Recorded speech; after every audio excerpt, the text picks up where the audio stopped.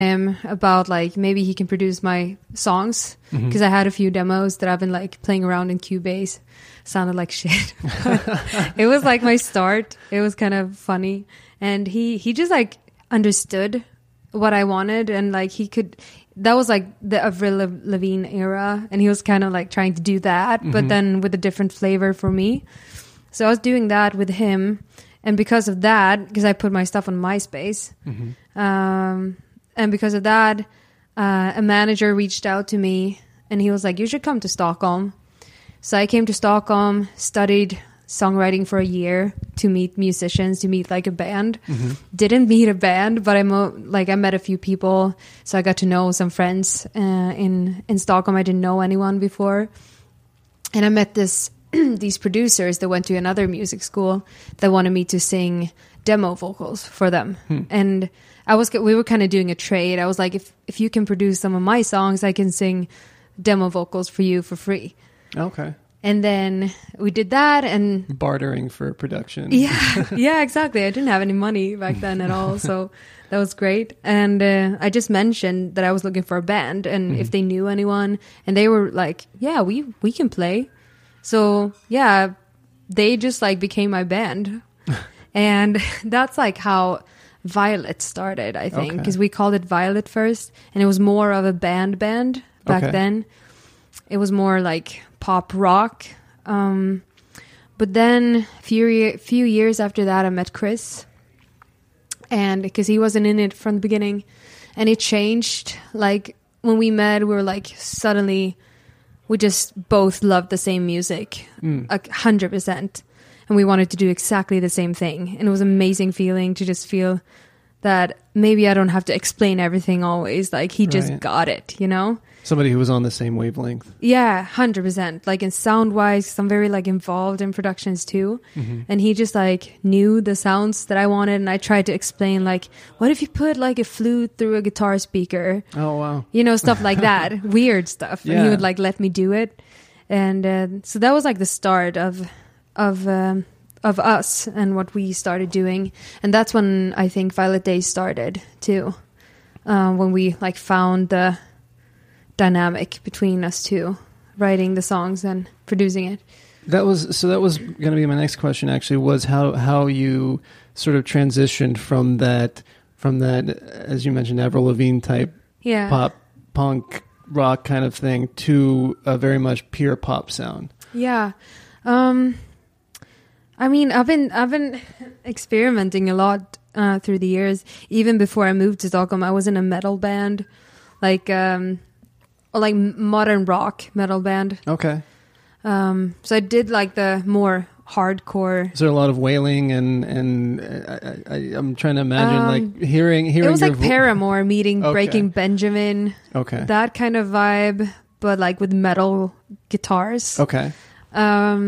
Evanescence touching a little bit on that. It was a lot of fun. We had some great shows. Totally incongruous with what you've got going on right now. Though. I was very I think I got my teenage angst out during that period. I was like, I needed that. I needed to be a little angry, and it was so much fun. Just be like having to scream on stage and stuff. That was a lot of fun. So I feel like I did that, and after I did that, I was so tired of it. I was like, but because I've always been a sucker for great pop melodies. So I always wanted to write that kind of music. So after that, I was starting to really write pure pop songs. But to me, it was always a matter of like, I didn't want to do what everybody else was doing. So even if I could write like a basic pop song, I wanted it to feel like something that nobody heard, you know? So that's always been my challenge, to find like the package for it so it feels interesting for the listener and not only feel like a plain pop song, you know? Gotcha. And that's what me and Chris always try to accomplish. I mean, we love alternative pop. I don't know if Tame Impala falls into that genre, but whatever he's doing is so interesting to me. I love those sounds like Bon Iver or Bon Iver. I don't know how to pronounce his name.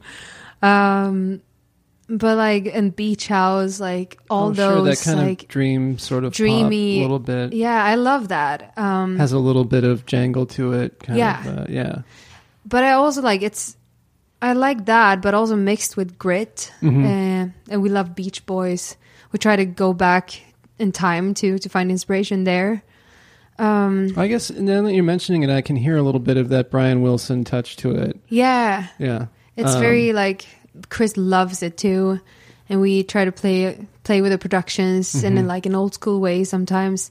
But we want like old school meets new school or whatever you can say. Which kind of seems like is what Brian Wilson was doing with like Pet Sounds and that sort of thing. He really found something unique there. Yeah. And I appreciate when artists do that, when it's not like you can tell that they didn't write the song in one day.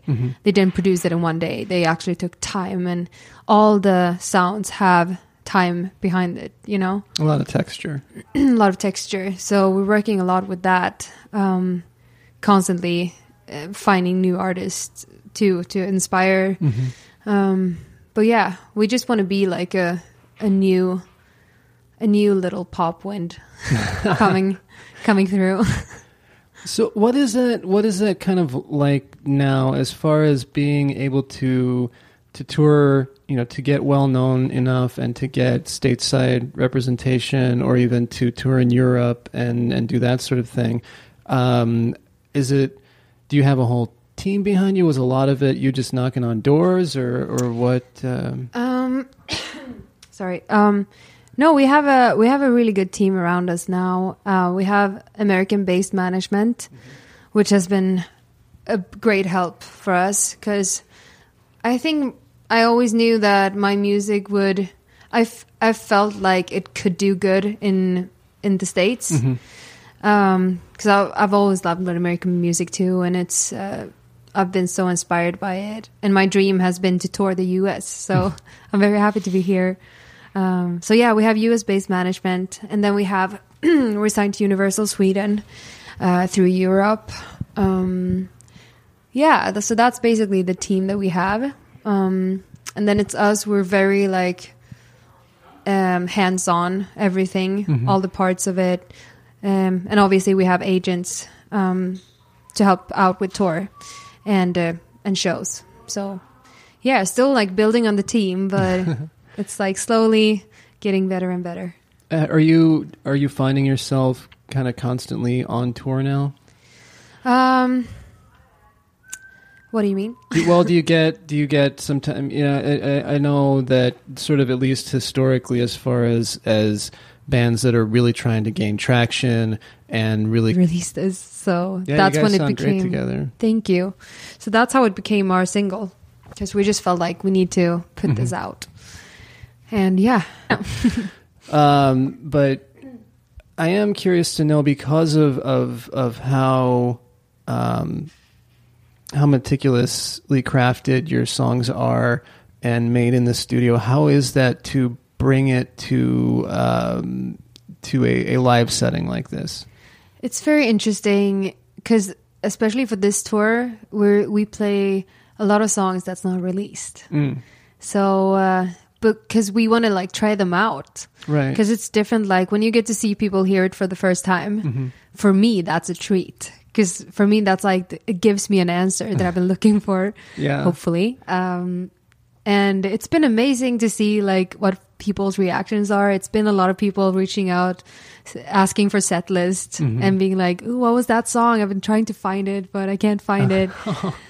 Which is a good sign, that's obviously. Great, yeah. So. It's been really helpful for us to do that, because then we can be like, oh, okay, maybe that's the next single then, because now people want it, and we're not only stuck in our heads anymore. It's actually good, I guess, you know. So it's been really interesting doing that.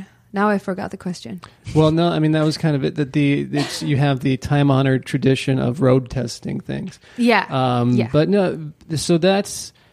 Do you think, because this is sort of your first experience with being on a tour like this and doing that sort of thing, do you think that that playing some of these songs live before getting in the studio is going to influence your original vision of them, or right.